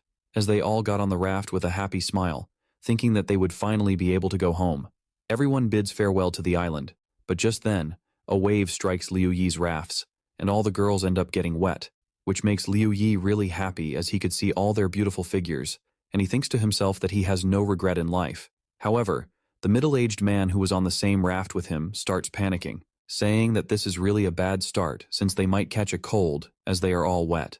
Liu Yi then starts explaining that at night the sea temperature drops rapidly, so it's best to take off their clothes and dry off on this sunny day. Otherwise, they might really catch a cold at night. With that, Liu Yi starts taking off his clothes, and seeing his muscular figure, all the girls get really mesmerized, and Millie starts flirting with him, saying that he really got them all wet since he didn't protect them properly from the waves of the water. This moron doesn't understand that she is flirting with him, and he just tells her that he will make sure he won't let them get wet next time, while the captain, who is on the big raft, sighs as he is jealous of Liu Yi, saying, "Damn, why are all the beauties there when there is not even a single one here?" After some time, Liu Yi tells his group that they have had enough with the paddling since they are far away from the coast, and they can just wait for the sea currents to take them home. The middle-aged man beside him sighs, saying finally they are leaving that shithole, and once he gets back, he will eat lots of biryani with lobsters. Just then, he notices something, and he points at the location, telling the group that there is a new island ahead. He starts getting really happy, saying that he never thought that they'd get so lucky and meet a new island in just half a day. He really hopes that he will find a communicator or something on this new island. But Liu Yi, however, gets really surprised because those mountains look way too familiar, and he realizes that something is wrong. He tells the group that it's not a new island, but it is the same island they have just left. It turns out they have rowed back and come right to the island again. The captain really panics, telling Liu Yi that he is mistaken, right? Because how could this be? Liu Yi, however, assures everyone that he is telling the truth because he has been on this deserted hill many times, and he himself would be surprised if he didn't recognize it. He quickly orders everyone not to stand still, but to keep paddling in another direction. But after several hours of paddling, they keep on returning to the island. And it's the 10th time already since they have returned to the island because every time they paddle in any direction away from the island, they are always sent back to this same shitty island. As Liu Yi looks at the island as they are being dragged back, he starts asking if they are not destined to ever leave this island. Sufi starts crying, asking Liu Yi if it is true they can never go home again. Liu Yi is really sad, and he starts thinking that he really thought that after leaving this place, he could make up with Sufei and live a happy life. But now they have returned 10 times back to this shitty island with no way out, and he is really worried, saying this is too weird, wondering if they landed on a ghost island or something.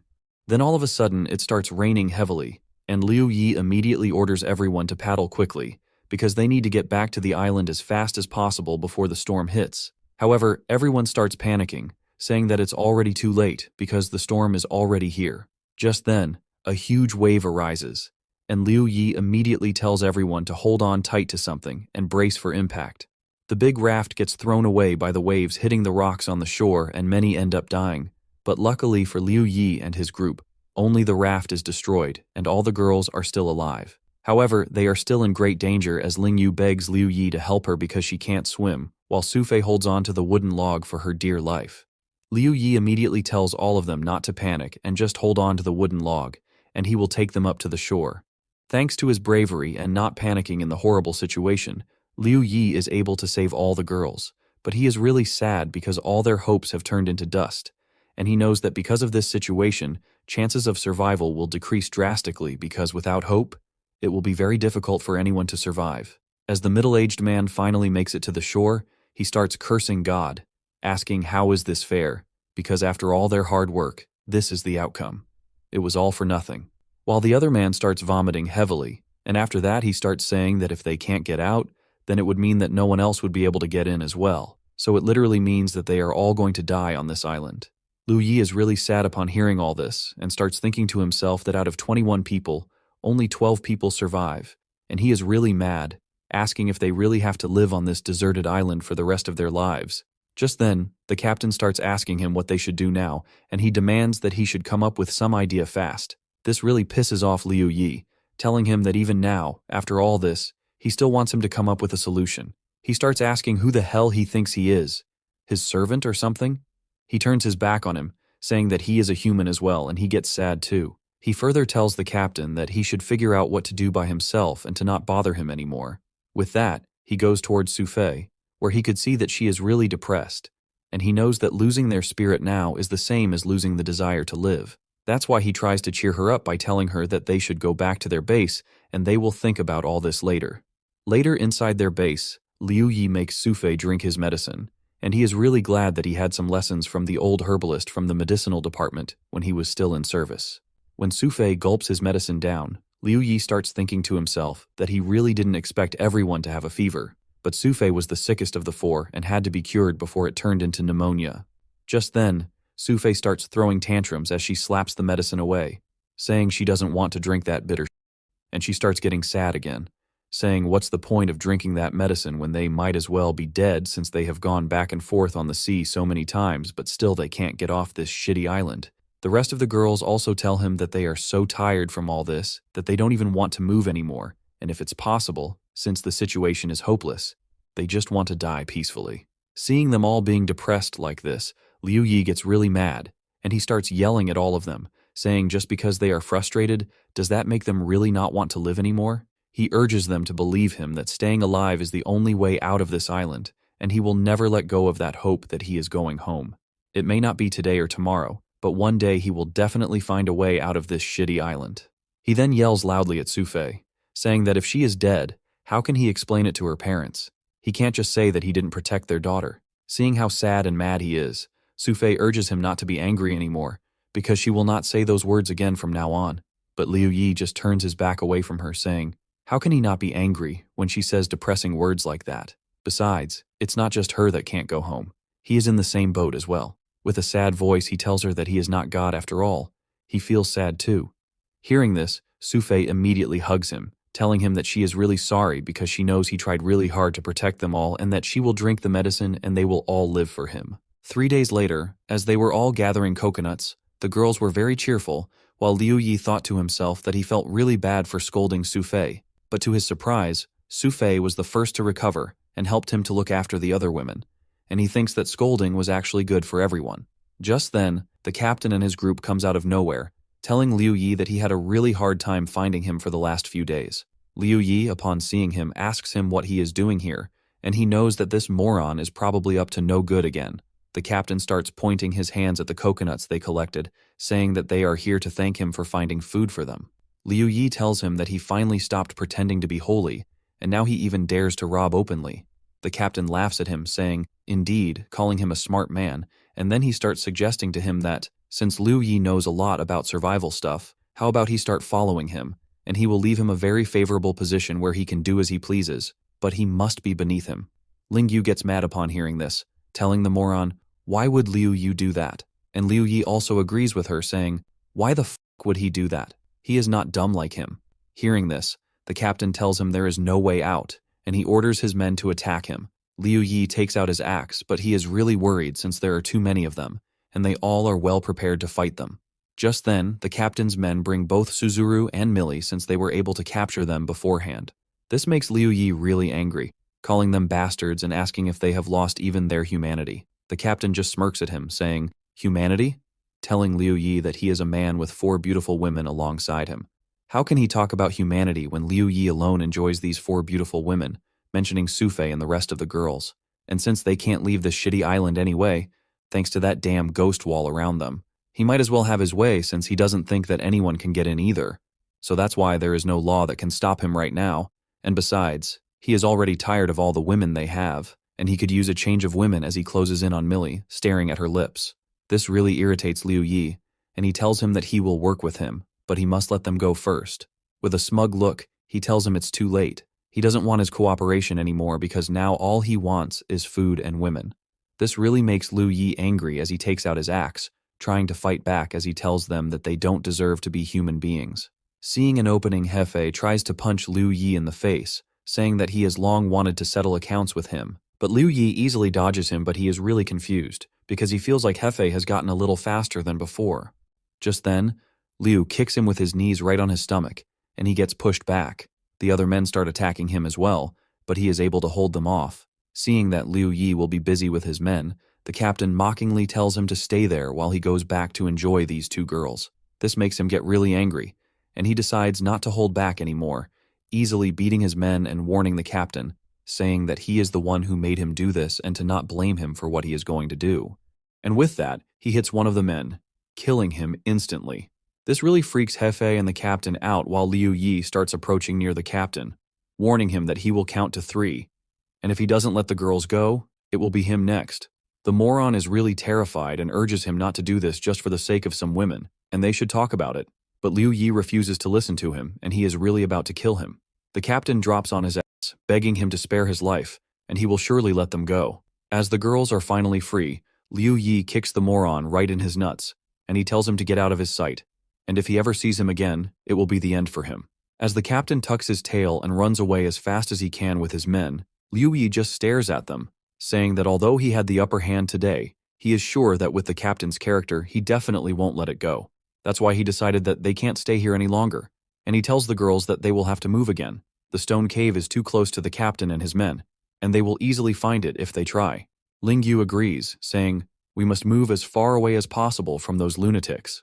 Millie starts saying, "Where can they move to?" looking at Liu Yi and asking if he knows a place better than this. Liu Yi replies, telling them to remember the boar that died earlier. When he was there before, he found a small nest hidden in the area where the boar lived. Not only is it close to the waterhole, but it is also very convenient to pick up food. Besides, the captain and his group have only seen wild boars in the waterhole, and they don't know the habit of how wild boars make their homes. So he tells the girls that they just need to go over there and find its nest and decorate it so that even if someone walks up to it, they won't necessarily be able to see it. Millie agrees, saying indeed it might be a great place to hide, and Sufei, grabbing Liu Yi's arms, tells him that it's not too late and they should get going before it gets dark because she doesn't want to see those morons again. Later, as they make it to the location, Liu Yi manages to find the nest and tells everyone that, as he expected, the place is quite secluded and spacious enough for all of them. Ling Yu tries to go inside, but Liu Yi stops her, saying, "Wait, she should not go in yet." Just then, a loud roar echoes through the nest, which really startles Liu Yi and the girls. Liu Yi informs them that an animal is about to run out, and the girls should back off and let him take care of it. Sufi warns him to be careful, but Liu Yi thinks to himself that although he has taken out several large wild boars before, there are still fresh tracks of animal activity here, and the sound just confirmed his suspicion that other animals might be in the vicinity. But judging from the sound, Liu Yi thinks that it is not a big animal, but it doesn't matter if the animal is big or small, since he wants to eat meat tonight. Just then, a dog-like creature lunges at him, trying to bare his fangs on his body, but Liu Yi quickly uses his axe and slashes the animal into 2 pieces. After killing the animal, he identifies it as a woodchuck and exclaims that they are really in for a treat tonight since its meat is really tasty. But as he tries to pick up the corpse, he suddenly notices a human skull, which really surprises him. He closes his nose and exclaims, how could he forget that woodchucks eat carrion, or decaying dead bodies? And since the wild boar killed a lot of people from the captain's camp, the woodchuck had plenty of human carrion meat. This really disgusts Liu Yi because he feels like if they eat the woodchuck, they would indirectly be eating humans too, since the woodchuck was feasting on the leftover human meat of the wild boar. Millie suddenly calls out to him, and with a nonchalant look, Liu Yi tells her to stay back, stating that it's pretty bad down here, so he will go in first and clean up a bit while the girls can wait for him outside. Millie asks him if there are only animal droppings or something else inside the nest. Liu Yi, realizing that she has figured something out judging from his reaction, had no choice but to reveal that there are a few human bones mixed up with animal droppings inside the nest. And in order for them to acquire a good living environment inside the nest, he needs to go in and have a look first. This really surprises the others, and Ling Yu even adds that they should move to another place. But with a stern voice, Liu Yi tells the girls no, since they may have to stay here for a long time in the future, and they have to overcome and adjust themselves to things like these. After a while, the place is sparkle clean thanks to Liu Yi, and the girls are really happy seeing this, and Suzuru comments that the nest looks small from the outside, but she really didn't expect it to be this huge on the inside. They all wholeheartedly thank Liu Yi for his efforts in cleaning and tidying up the place. Liu Yi is glad that they really like it, since he had to work half a day to clean the cave and remove the smoke and odor from the cave. With that, he boldly exclaims to the girls that they now need to find food, but he tells the girls that he will go alone and they should all stay and look after their new house. However, all the girls disagree, and Millie tells him that he has been busy for them for so long and they are not flowers in the greenhouse, and he should let them gather food today while he rests. Liu Yi has some doubts, but he decides to trust them with the task of finding food, and deep down he thinks to himself that it's really nice to have such teammates around in such a desperate situation. Later that night, as they were all sleeping, Sufei tries to get close to him, telling him that she is really scared and she can't sleep anymore. Hearing this, Liu Yi calms her down by gently touching her cheeks, telling her not to be afraid since he is there and there is nothing to be worried about. But he thinks to himself that although there is nothing during the day, this is a place where people have died after all, and it's reasonable for Sufi to be afraid. But just then, all the girls start clinging to him since they are all afraid too. And Liu Yi is really having the time of his life, but he just pretends like he doesn't like it. Damn, I am jealous, not gonna lie. But suddenly, out of nowhere, they hear a loud sound of someone crying and begging. Everyone wakes up, and Suzuru tells them that she hopes that this place is not haunted since what they heard just now was definitely a cry. But like a real Chad, Liu Yi tells her that ghosts do not exist in this world, and even if they do, he will definitely protect all of them. The girls are really impressed by his riz, but Sufi adds that the cry sounds like Hefei's voice, and she wonders why they are shouting so loudly. It's like they are fighting or something. Learning this, Liu Yi tells the girls to stay in the cave while he goes to check it out.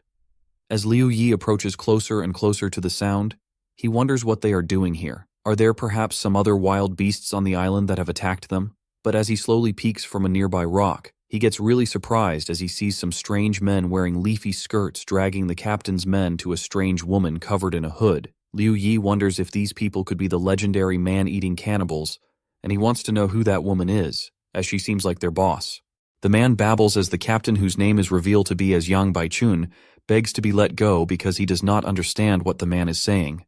The man raises his whip and strikes across Yang Baichun as Liu Yi watches behind a rock, saying that Yang Baichun finally meets karma for his wickedness of using his high status and cleverness to steal and cheat others. A black-veiled lady steps up and begins to pray to a strange idol as light erupts from it. Suddenly, Liu Yi's hand begins to glow and tingle, which surprises him. A man brings up a huge blue monster with 2 giant teeth, and the monster proceeds to leap out at the command of the lady. Liu Yi gets worried as he doesn't know why he has the feeling that the monster is currently looking for him, which means that it is dangerous for Sufei and the others in the camp, and he decides that they have to find a way to get rid of the creature. The lady has an emerald orb in front of her which emits green waves of light as she gets lifted off the ground and begins levitating. Liu Yi questions the kind of magic the lady is using that is able to defy gravity and fly. He says that there are things on this island that humans don't understand. He concludes that no matter their purpose, he has to go back and warn Sufei and the others that the island is not suitable for a long stay. Back at their camp, Ling Yu questions him about his words of meeting gods as she thinks that he is trying to trick them by making up a story. Liu Yi assures them that he is telling the truth, and they must be careful so as not to become food for the beasts, as he says that he has a feeling that they are already here, and they need to leave immediately. Suddenly, a sound is heard from outside the cave which startles the group and sends a wave of tension around the room. Liu Yi tells the girls to stay put as he goes to plug up the hole. He thinks to himself that they're already too late, and nobody will survive if the beasts arrive. He plugs up the hole as he hopes that the stones can save their lives by hiding them from the beasts, and Ling Yu gives him an axe in order to hack the beasts to death if they manage to rush in later. Liu Yi assures them to leave it to him as suddenly, the rocks begin to crumble. He realizes that the beasts are just outside the cave and they have managed to knock down the rocks which weigh at least tons as he asks himself if the beast isn't afraid of pain. The beast's head breaks through the rocks as Liu Yi realizes that the fur of the beast is so thick that his axe cannot break it, and that the beast will come in if it continues like this. He quickly gets an idea and asks for fire to burn the beast's fur. He pushes Millie to safety as the beast fully breaks in. Liu Yi uses the fire as the beast runs away, and Sufei suggests they find another place, but he says that moving at this time would be a death sentence. He continues by saying that the monster will still eventually track them because of its very sharp senses. Millie asks Liu Yi if the anti-police dog tracking techniques in the army are of any use. Liu Yi thanks her and tells them to leave before the monster is able to recover. They walk down a mud path beside the waters as Ling Yu asks him how he is actually in the mood to play with mud. Liu Yi explains that they have to wrap themselves in mud in order to escape the monster. Ling Yu declines as the water is cold and the mud is dirty. but Liu Yi tells her that she doesn't have a choice. He continues by saying that the beast doesn't care about any of this, but rather about meat for its belly. Liu Yi thinks to himself that the lady in the black veil looks too strange, as he wonders what kind of resistance the humans have against such unnatural forces. They all go down the water as Sufei suggests that they go to a nearby valley, and Liu Yi decides that it is a good idea because they are protected by the fog from the black-veiled lady. He then tells them to go there and hide for a while before they find somewhere better. Liu Yi helps them get up and get across the terrain as they find a location. The group stands frozen for a moment, taking it all in as the air feels softer, and the sunlight filters through the trees like melted gold, while the faint hum of the forest makes it seem like they have stepped into a dream. They mutter that this must be a wonderland on Earth, and everyone agrees almost too quickly because honestly, it feels too good to be real. Millie calls everyone's attention toward a stream that winds through the clearing, and the water looks so clean. Liu Yi crouches beside it with wide eyes as he feels relief spread through his chest, since it means they will not have to worry about drinking water for days. And for the first time since they got stranded, his shoulders finally relax. Ling Yu dips a hand in and laughs that the water is hot, and Millie's eyes immediately light up as she begins to take off her shirt with a grin, asking what they are waiting for, while Liu Yi's face turns so red it could rival the sunset as he tries to look anywhere but at them. Ling Yu cheers that she can finally take a proper shower and jump straight into the steaming water, while Liu Yi says that they have a lot of nerve because it could be dangerous, but Millie simply waves him off, saying the spring is clean and safe since they can see the bottom. Liu Yi sighs and tries to focus on the trees as his cheeks flare up again instead of the scene in front of him, which is one to die for. But it is useless because the image might just end him, and so he decides to escape before his sanity completely dissolves. He mutters that he will go and pick some fruits while the rest soak and leaves with his nose still bleeding as Suzuru quietly follows behind him, asking to go along. As they move deeper into the forest, Liu Yi marvels at the sight of colorful fruits hanging from the trees like nature's buffet, and his logical side kicks in, wondering if they are poisonous. But he also remembers Ling Yu's earlier enthusiasm and groans inwardly because he doubts he could handle another one of those scenes without combusting on the spot. Suzuru notices his hesitation and smiles, telling him that the fruits are safe since birds eat them and spread the seeds without dying, and Liu Yi praises her sharp mind with a grin, feeling the tension ease a little.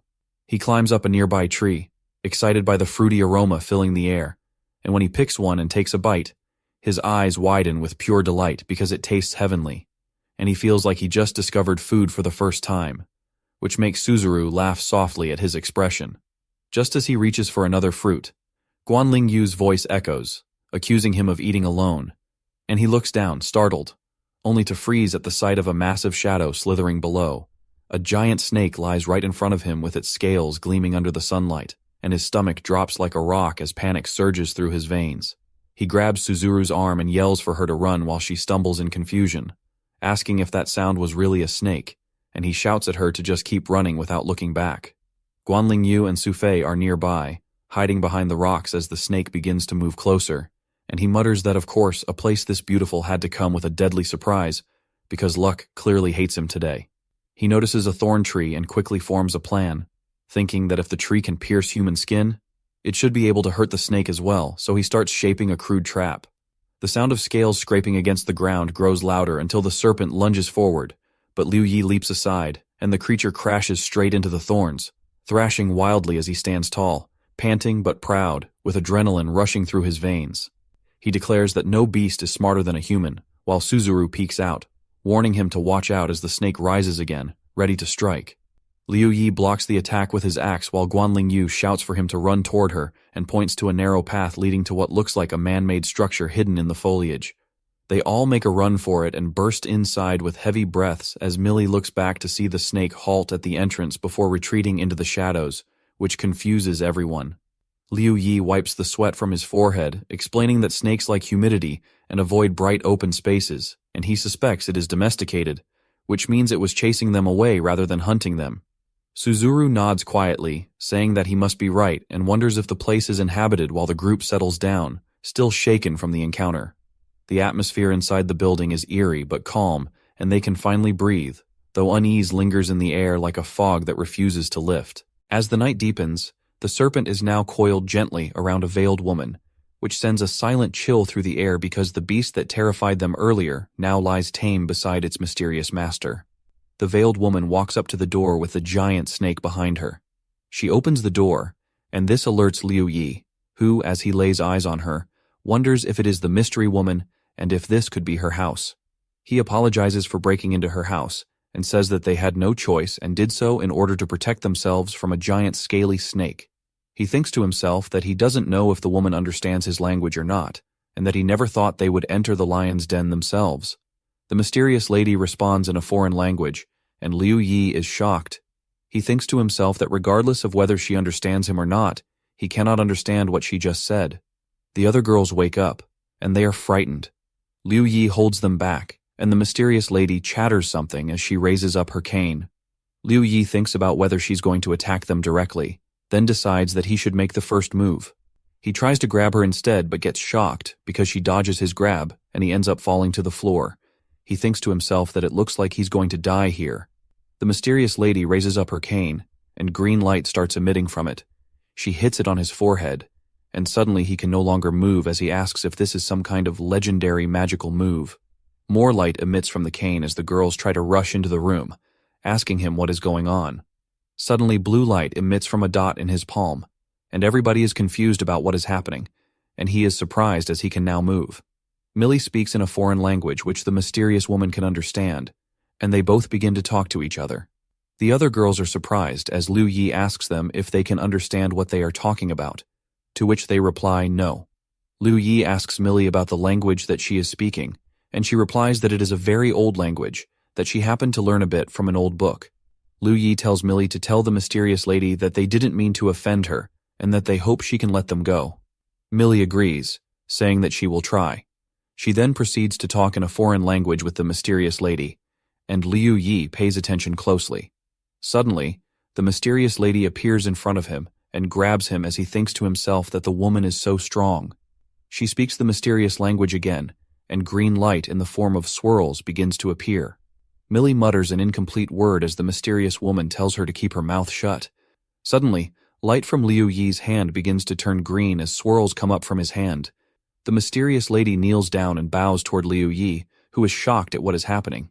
He looks at his hand as Millie is frightened. She says that it's a very ancient brand of their god, and he is being branded with a mark that has chosen him as the son of God. Liu Yi is shocked to hear what is happening. Liu Yi asks what it means to be the chosen one. He follows by asking what age they are, in which people believe in such superstitious thoughts. Liu Yi tells Millie to ask the mysterious lady if she's joking. He says that he is from the 21st century, and they don't believe in such myths and legends. The mysterious lady continues to speak her language, as Millie tells Liu Yi that she's not joking, and that the God King Sapiro is the head of the top 10 God Kings, who possesses extremely powerful power. She proceeds to say that after you have been selected by the brand, you have the opportunity to receive the inheritance of God King Sapiro and become his disciple. Liu Yi laughs, saying that this brand doesn't seem to have much to do with God's choice, and that it was just an accident that he got the brand, and he does not believe in what she's saying. He thinks back to when the mysterious lady was in the forest. He says that what she did was so unbelievable, and he wonders if he could really become the chosen one. His mind snaps back to reality immediately as Millie says that not everyone who gets to serve the God King survives and that he is really the chosen one. Liu Yi is shocked. He asks that even if he's the chosen one, wasn't she still the one who was chasing and killing with monsters? And didn't she also ask her subordinates to capture Yang Baichun? Ling Yu asks if she isn't the one who released the monsters that were chasing them and that she's trying to kill them. Millie translates the mysterious lady and says that she just told the beasts to come see them and didn't tell the beasts to kill them. She proceeds by saying that it is they who ended up panicking, and as for the human beings like them, they were captured and made slaves of the king, which had nothing to do with her. Sufei gasps and asks if there are any modern people and if they can leave the island. Liu Yi says that this deserted island is only so big, but he didn't find any native people before, and now so many are popping up. He says that it seems the island has more secrets. Liu Yi asks if she can say her name, and then Millie translates the name as Mei. Liu Yi thinks to himself that he didn't understand her, but she looked like she was asking him if he was sure. The mysterious lady removes her veil to show her face, and Sufi thinks that the mysterious lady is so beautiful that she can't even be jealous. Suddenly green swirls begin to appear on the mysterious lady, and Millie tells Liu Yi that Mei said that since he has seen her face, he now has to be responsible for her. Liu Yi responds that there's no need to take it so seriously, as he was only just curious. The mysterious lady looks outside as she mutters in her foreign language, talking to Millie.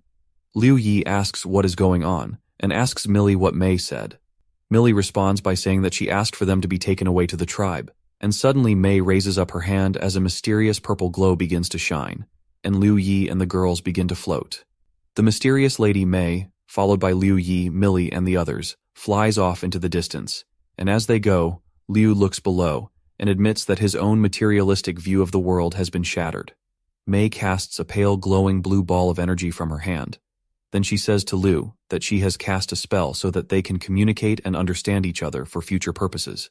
Liu is overwhelmed that spells can also be used in that aspect.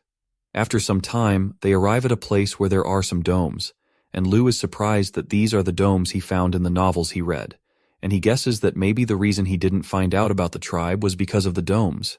Mei announces that they have arrived, and they reach the ground where some men clothed in leaves are standing.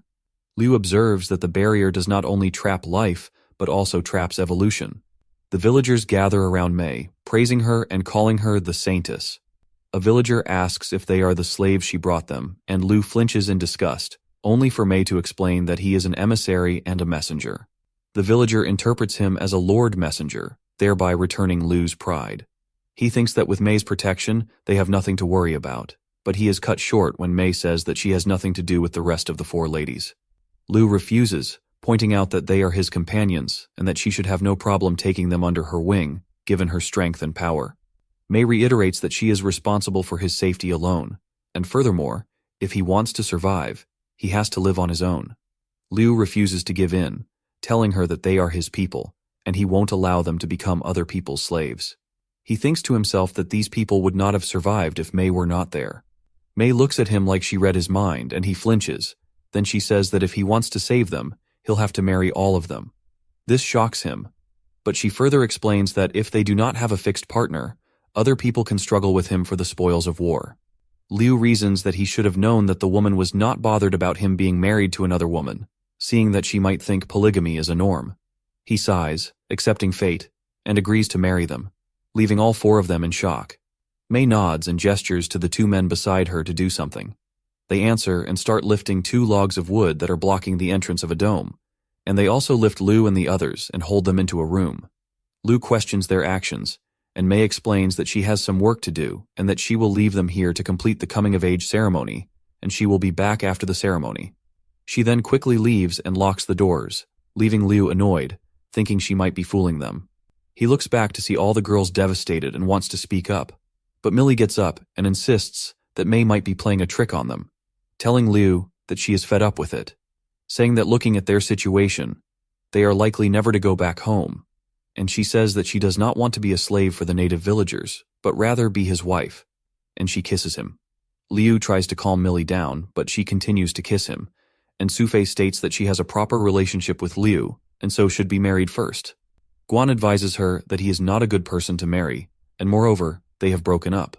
Suzuru also declares that she is in love with Liu, but the ruckus is cut short when Liu senses danger and sees smoke in the room, which means that the house is on fire. They all run out, and the old villager exclaims that they just built the house for him to burn it up, but Liu denies that it was him. 2 villagers appear with Yang, reporting that he was the one who put the house on fire using a torch, and Liu recognizes him. He walks up to Yang and slaps the stars out of him, asking him why he has gone so far to eliminate him and his allies. Yang flexes up, stating that he wants to kill them because he is supposed to be in their position since he is superior to them, and he shouldn't be a slave while they are taking it easy. Liu offers to end him if he wants it that bad, and the old villager calls the men to punish such a vicious messenger by whipping him to death. Yang cries that he still wants to live. Liu thinks that he should have done the job a long time ago, given that Yang is a very greedy person who will backstab anyone just for his own profit. The men are about to commence flogging him when an arrow strikes one of them down, and the old villager exclaims that it is an enemy attack. Liu is surprised that there are other tribes around, seeing the fleet of arrows in the air coming to rain down on them. The enemy tribe rushes in, muscular and ferocious, their numbers promising death to anyone in sight. The villagers lock their doors and fight back with what little they have, but Liu knows he is outmatched. He sees how strong they look and orders the others to run. They slip along the houses and find an old villager who calls them over, pressing a bag into their hands and warning that the Chikan tribe attacked. Then he races off to join the clash. Liu sniffs the parcel and realizes it is gunpowder, surprised that the villagers could make something so dangerous. He wishes Mei had told him sooner because then he might have stood a chance against the attackers. Sufei tells Liu she saw the young ones following a narrow path and urges him to lead them that way, but he refuses, explaining that although it looks like an escape, the path would turn them into living targets. Locals know the land and could pick them off. He tells them to spread out to hide their tracks and to make sure no one follows, and they must meet again at the hill where the sun rises. He hates the idea of separating, but he knows it is the safest plan for now. He assures them they will be fine after all they have learned a thing or two from him. The girls thank him and promise to try their best, and in the blink of an eye they scatter into the brush as he orders. Liu runs down a slope, confident that without the firelight the natives will not spot them. He plans to wait until daylight and meet the others on the hill. A scream shreds the night and he recognizes Millie's voice. He rushes and finds two enemies holding her, demanding to know where the gunpowder is. Millie swears she does not know. Liu leaps from his hiding place and calls for them to let her go. They taunt him that they already have what they want and point to the bag, saying they will free her only if he gives it up. Liu realizes few tribes have the skill to make gunpowder, and he hatches a plan. He tells Millie to distract them by tossing the bag. They scramble to catch it, and he seizes the chance to grab Millie and leap off the cliff as the parcel slams into the ground and explodes, the blast consuming the two natives. They land in a deep pool. Liu breathes relief that the cliff was low enough and the water cushioned their fall. He admits to himself he screamed like an amateur thrill-seeker for the first time. Someone approaches and he turns to see Mei. She tells him no one can truly hurt him because of his ability, but she admits she is not all-powerful. She remembers when the tribe was first attacked, an expert joined the fight and wounded her badly. If not for the green spirit pearl, she would have died. Liu asks if the seal of the King of God could make him stronger. He feels the threat from both indigenous fighters and mysterious forces, and wants power to protect his people. Mei says her training would not suit him, so he must find his own heritage. She explains his legacy will be drawn to him once he grows strong enough. She notes the divine seal is slowly changing his body, and with the right exercises, he will gain more power. Liu understands now why things that once felt strange are becoming natural. He remembers he must meet the others at the hill. Mei offers to fly him there because walking would take too long. They arrive to find the others still missing. Liu fears they may have been caught like Millie, and blames himself for underestimating the enemy. Millie tries to reassure him they will survive and regroup, but Liu cannot let it go. He asks Mei if she knows where the tribe is, so he can search for Sufei and the girls. He vows to free them or die trying. After several days, he reaches a high vantage and watches the natives below, annoyed that they are careless and loud while they eat. He steels himself to attack, forces his fear into focus, and prepares to invade the encampment to save the girls. Liu sneaks through the back while the villagers dance around the fire, their shadows twisting on the walls. He spots a structure different from the straw huts, its design sharper and older, so he reasons that something important must be inside. Quietly, he slips in through the cracked doorway and finds a deserted hall littered with skulls. The air is thick and heavy, and he thinks it might be some kind of ancient ruin, but the bones make him wonder if the tribe actually eats humans. His eyes settle on a stone pillar at the center, tall and marked with strange carvings. But there is no sign of life, no hint that the missing girls are here. He reaches out to touch the pillar but stops himself, an uneasy feeling crawling up his arm. A voice echoes behind him asking who he is and what he is doing there. He spins around but sees no one and warns the stranger to stop hiding. The voice laughs, saying he doesn't even know who he is yet dares to enter this place.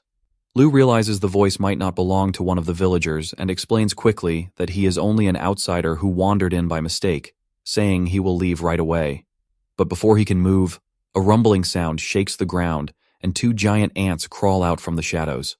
The voice tells him that since he has entered, he must do what he came to do.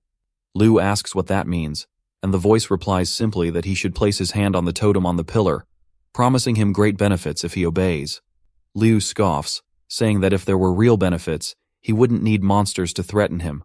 The bones on the floor tell enough of the story. The voice answers coldly that he has no other choice. Realizing it's either obedience or death, Liu reluctantly touches the pillar. The stone sticks to his hand, a strange pull draining the energy from his body. He struggles, but the force is too strong. His knees buckle as his strength fades, and he thinks that he came here to save the girls only to die in this cursed place. But as the energy drains, his anger burns hotter. He refuses to die here. He refuses to stop. With his last bit of strength, he opens the seal of the God King.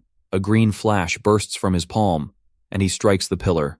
The energy rebounds into him, flooding his body again, and he hears the voice gasp behind him that he cannot believe the seal of the God King still works. Liu turns sharply and sees an old man in a straw hat standing there.